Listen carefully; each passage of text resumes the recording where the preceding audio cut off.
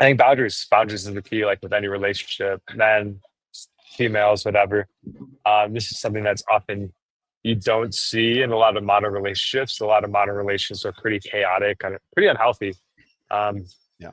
yeah, a lot of drama. And so I think one of the most important things you guys can do if you're looking to start building a great dating life is to take some time and like learn some of these basic human relationship um not techniques, but just principles, right?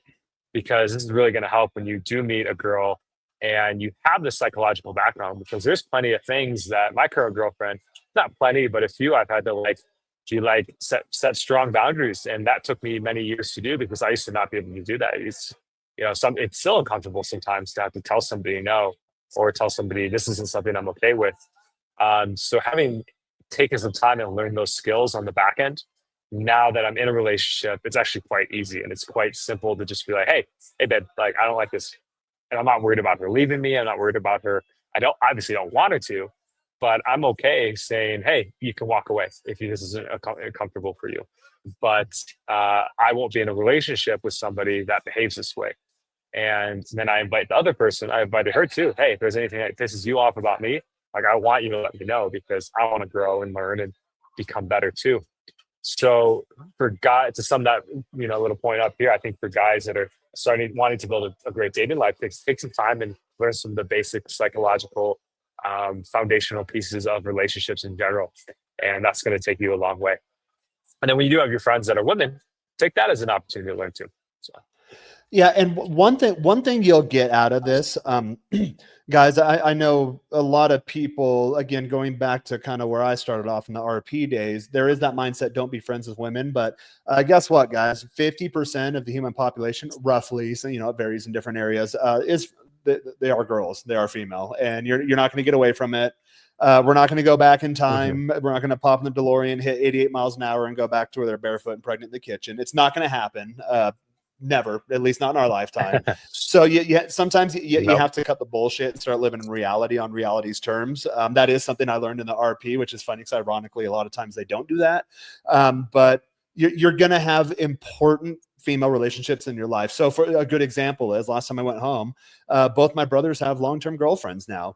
I'm not going to be a weirdo to them at a family dinner because I have these weird thoughts in my head like, oh, if I'm not screwing her, then I can't be friendly with her. I'm not going to be standoffish or weird. And a lot of people that are kind of more mainstream, mentally programmed, they might have differing viewpoints from you. You might say things that are a bit shocking for them. Understand that when you understand yourself, you don't have to present the same face of yourself to every person. To go back to a previous point, you will have different relationships with different people at different points in your life for different purposes, and that's absolutely fine. So I think part of being a little more kind of elevated, a little more comfortable in your own skin is knowing, okay, how do I need to show up in this relationship?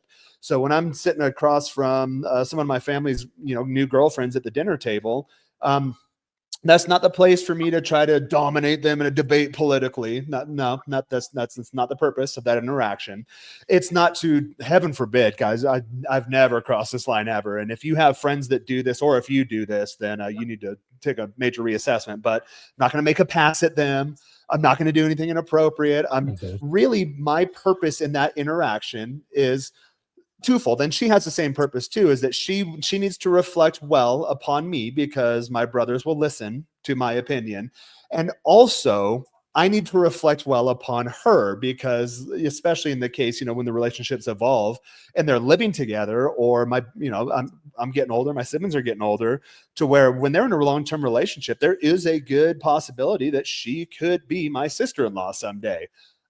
Understand that, like that is the context of the conversation. That is the situation we're in. And you know what? I live in Mexico most of the year anyways, so it doesn't matter. I don't need to create disharmony at the table because I come into it with an agenda or an objective. So having female roommates, having good relationships, having just good platonic non-sexual relationships with women, they will help you in all aspects. You didn't see her, but she just had my cleaning lady and her daughter come in. We're friendly, we're fun. We're fun. We have good conversations. Joel, she finally got the box of things to donate out of here. They don't have Goodwill in Mexico, which is, I'll just leave it there, guys. Like the punchline No, writes itself. no Yeah. goodwill in Mexico. So I have tons of stuff to donate, but I don't know where to where to give it.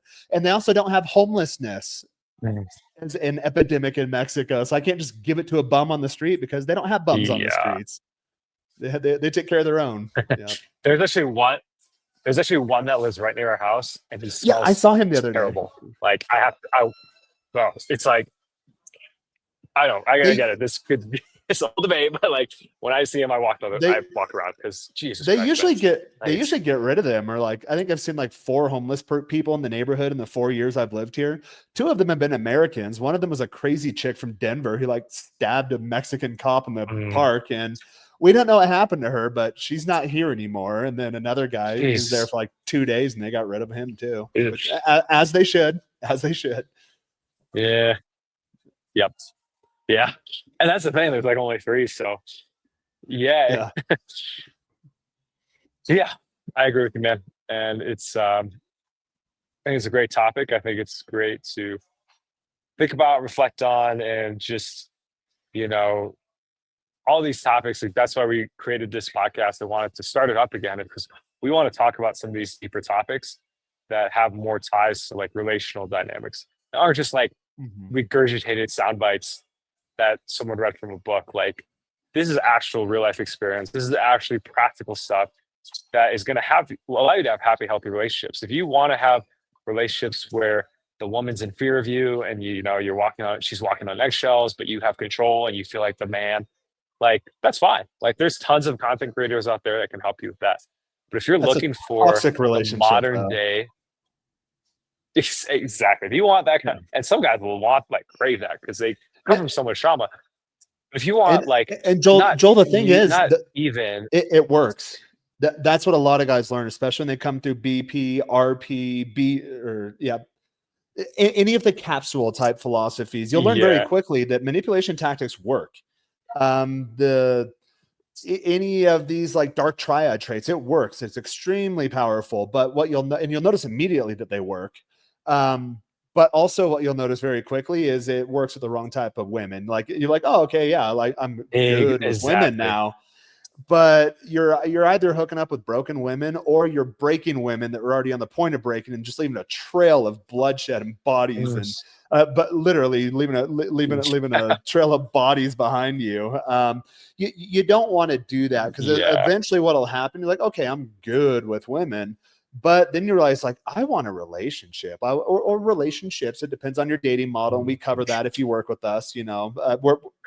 I'm open minded. I'm not set in my ways. Like you have to get married till death do us part. There's different relationship models, whatever wants to work with you, but there are some core tenets and principles. Mhm. Come out with integrity. Don't mislead. Don't manipulate. And that's not even for the sake of your relationship. That's for the sake of you because it doesn't feel good. Okay, I have emotional control over someone, but like now I don't have a counterpart in this relationship. It puts a lot of pressure on you, and it's just not a good place to operate from. So